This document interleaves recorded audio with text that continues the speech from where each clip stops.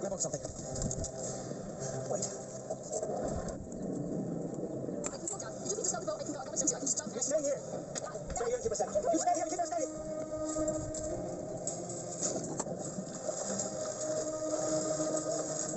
I almost drowned.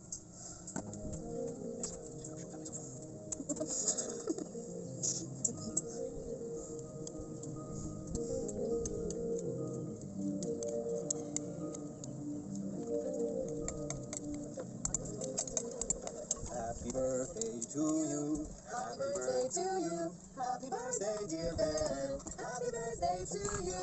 Many more. Happy birthday, kiddo. Please stop it. I'm 13 now. I'm not your kiddo anymore. You will always be my kiddo. Come on, just light the candles. Bravo, bravo.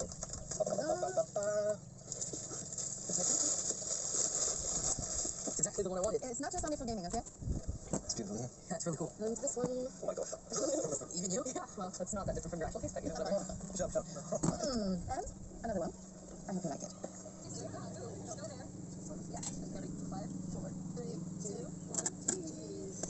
Okay, that would be good. That's okay. You are on this day.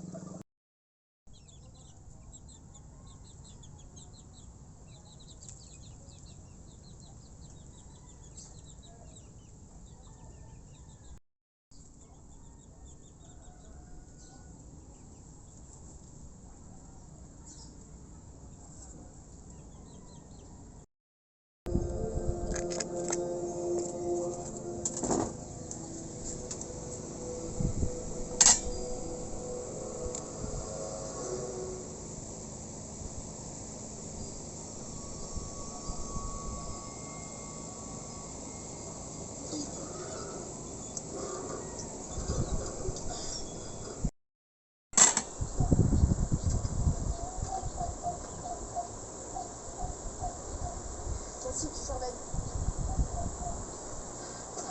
Putain, ok, j'ai... Il y a une arme là. Voilà.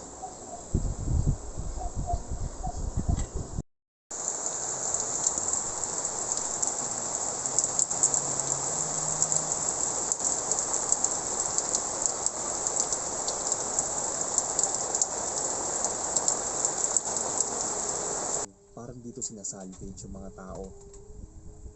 Sa una, inisip namin na shortcut lang yon. Wala ring may alam sa amin kung paano puntahan yung resort na yon. Umasa lang talaga kami sa Waze. Sa daanan, kapansin-pansin ang matataas na mga damo sa magkabilang gilid na parabang matagal nang hindi ito nadadaanan. Yung tipikal na lugar kung saan tinatapon yung mga bangkay base sa mga pinapalabas sa TV o movies.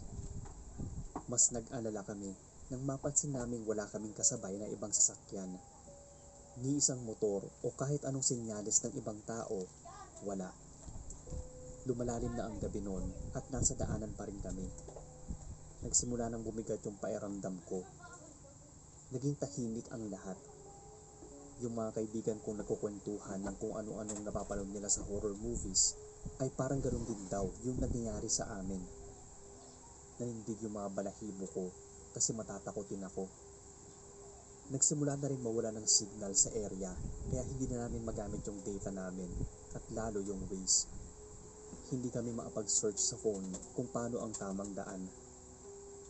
Saka ko napansin na parang may mga anino sa gilid ng yon. Sa una, bunga lang ng pagod o kaya guni-guni lang. Pero nang tinan kong mabuti, parang may kakaiba sa kanila. Hindi lang sila basta parang anino, kundi parang itim na nilalang. Sobrang itim na parang anino nga. Naatayo lang sila na parang naamasid sa amin. Wala din silang muka, pero ramdam kong sa amin sila nakatitig. Maya-maya, biglang bumigat yung hangin. Parang may nag-iba sa loob. Pero parang hindi kami umuusad.